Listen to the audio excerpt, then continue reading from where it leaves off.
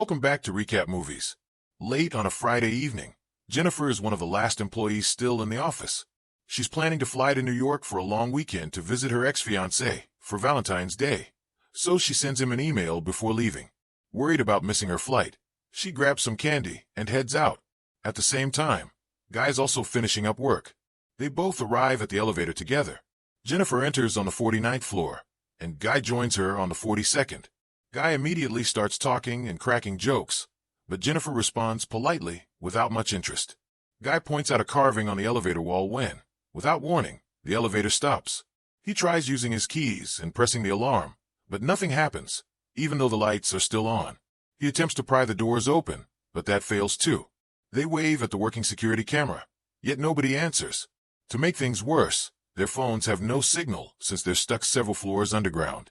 Jennifer starts worrying about building security and missing her flight. After 15 minutes, they bang on the doors and shout for help, but no one hears them. Guy suggests checking for an escape hatch, so Jennifer climbs onto his shoulders to look at the ceiling. She bumps her hand, and he helps her back down. An hour later, Jennifer accepts she won't make her flight.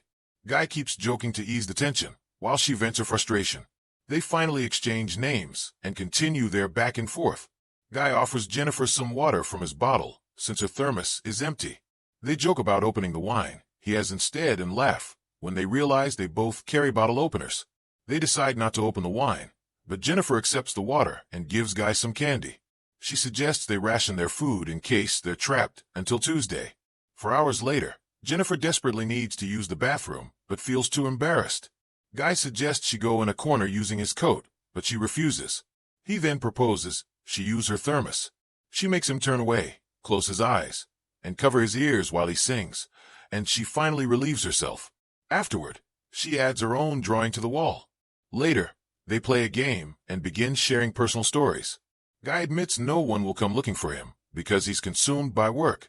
Jennifer says she's similar and reveals she wanted to surprise someone in New York, but believes he probably didn't want her there anyway. Guy decides it's finally time to open the wine and hands the bottle to Jennifer. They toast to still being alive. Much later, they pass time by sketching each other and slowly start to bond.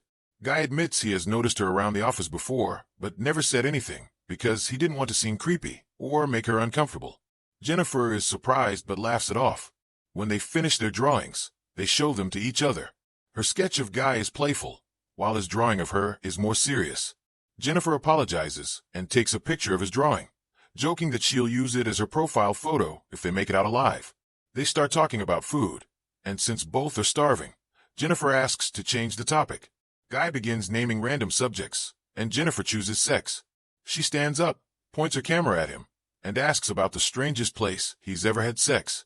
Guy feels awkward, so Jennifer goes first, telling a story about sleeping with a college boyfriend inside a library. When it's Guy's turn, he says he doesn't have any interesting stories. Jennifer encourages him to make one up. Guy tells a story about a woman who wanted him during a company picnic. He says they got drunk, got into a car, and she started undressing while he was driving. He becomes uncomfortable again, admitting he got aroused and had to stop. Guy apologizes, thinking he went too far, but Jennifer says it's fine.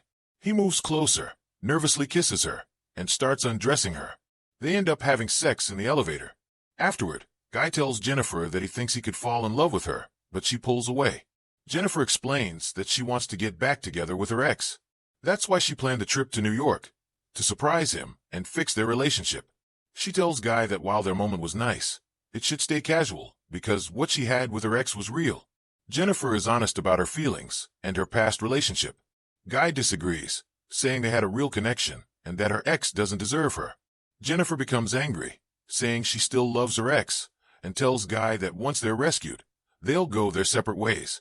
Guy insists they're meant to be together and starts crying, saying he feels completely alone, even though they're trapped together in the same elevator. Suddenly, something changes inside Guy, and Jennifer can sense it. He starts revealing the truth about himself. He admits he lied about his name and his job. He tells her he didn't just casually notice her. He's been watching her every day at work. He pulls out his phone and shows her security images of her, complete with dates and times. He even has footage of her entering the elevator that very night. Terrified, Jennifer listens as he explains that he is actually the building's security guard.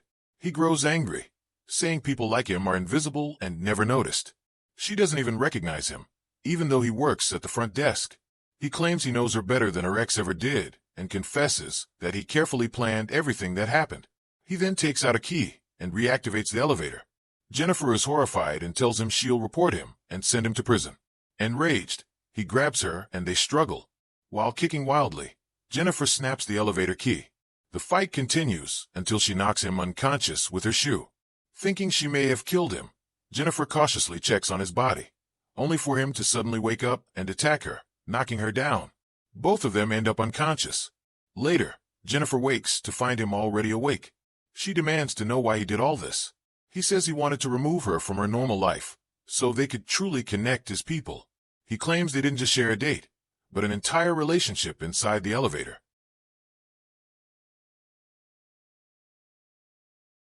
Jennifer insists he won't get away with it because someone will rescue them.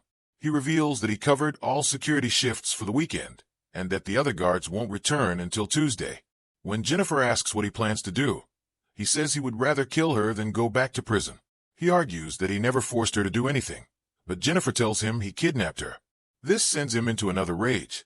After calming down, he opens the gift Jennifer bought for her ex. Inside is a shirt and a small box. He puts on the shirt and hands her the box, telling her to open it. Jennifer opens the box and finds cigars along with accessories like a cutter and a lighter. He lights one up and continues mocking her, saying she could have won her ex back with such thoughtful gifts. With cruel sarcasm, he wishes her a happy Valentine's Day. Later, he apologizes for frightening her and asks if they can start over. He says she doesn't have to answer immediately, only to think about it. Pointing at a vacation ad playing inside the elevator, he comments that the couples look happy and promises to take her to that resort someday. Annoyed by a flickering neon light, he smashes it with Jennifer's thermos. He realizes the ceiling panels might open and believes he could escape through them. As he cracks one open with the thermos, Jennifer stands beside him. He asks her to lift him up, promising to come back for her. Jennifer says it would make more sense if he lifts her instead, claiming she isn't strong enough to pull him up later. He suspects she'll run and call the police, but she tells him what he wants to hear and convinces him. He boosts her onto his shoulders, and she climbs out of the elevator. He happily explains where the ladder and exit door are. Jennifer turns around and flips him off, which enrages him. As she climbs the ladder, he manages to escape as well by tying clothes together and tossing them over a beam. Jennifer heads for the door while he climbs after her. He warns her she's going to die. Jennifer reaches the door, opens it, and screams for help, but he grabs her and throws both of them back into the elevator. They both pass out. Jennifer wakes up first and notices the fire sprinklers, forming a new plan. She tries to set off the fire alarm by lighting a cigar. When that fails, she starts a small fire. Smoke fills the elevator, waking the man. Jennifer punches him, breaking his nose, and ties him up with clothing. He claims the sprinklers won't save them and that they'll just get soaked and electrocuted. Jennifer threatens him and forces him to confess. She records herself explaining what happened, then turns the camera on him and demands his real name. He says his name is John Deakins. John admits he deliberately trapped them in the elevator. He also carved the drawing on the wall and used his key to stop the elevator while Jennifer wasn't looking. Jennifer makes him clearly admit that he trapped and kidnapped her. John confesses on camera, even admitting to smashing her head and throwing her against the wall. When Jennifer asks why, John says he only wanted to go on a date with her. John says that if he had approached her in a normal way, she would have rejected him. He then explains who he used to be before becoming a security guard. He once worked as a successful accountant at a major company and was doing very well in life. John admits that the story about the girl in the car was true, but the ending was worse than he suggested. He missed an exit and drove straight into a ravine. The car rolled several times before crashing into a tree. The girl died instantly. John only served 6 months in prison because he had the money and influence to reduce his sentence. After his release, the only job he could get was working security. After a few months, he wanted to feel important again and return to the person he once was. Jennifer still doesn't understand why he picked her. John simply says it's because she's special. Monday comes, and they are still trapped. Another security guard named Eddie arrives at the building with his new girlfriend to show her the roof. Inside, Eddie looks for John, and when he can't find him, he checks the security cameras. He sees John and Jennifer stuck in the elevator, waking both of them. Jennifer begs Eddie to rescue them. He tells her he'll come back with tools, while his girlfriend falls asleep on a couch. Eddie returns and pries the elevator doors open with a crowbar. Jennifer tries to climb out, but Eddie says he needs to open the doors wider first and steps away. Suddenly, John attacks Jennifer and knocks her unconscious. He calls out to Eddie, who hands him his keys. John pretends the keys aren't working, so Eddie climbs inside to help. Once Eddie is inside, John activates the elevator, crushing Eddie in half. John knocks Jennifer out again, carries her to his car, and locks her in the trunk. He then returns to the building to dispose of Eddie's body and clothes. John cleans himself up, puts his uniform back on, and slips a cigar into his pocket. When he reaches the front desk, he erases all the elevator footage from the security system. Eddie's girlfriend wakes up, and John kills her as well, dumping her body down the shaft. John then drives Jennifer to a remote area, planning to get rid of her. He pours gasoline into a dumpster to prepare.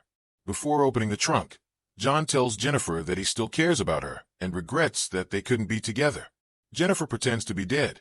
When John turns toward the dumpster, she suddenly strikes him, jumps into the car, and speeds off. She stops briefly when she notices the lit cigar in the ashtray. Jennifer reverses the car and slams into a horrified John. She steps out and sees that he has fallen into the dumpster. Jennifer lights the cigar again, tosses it inside, and walks away as John burns to death.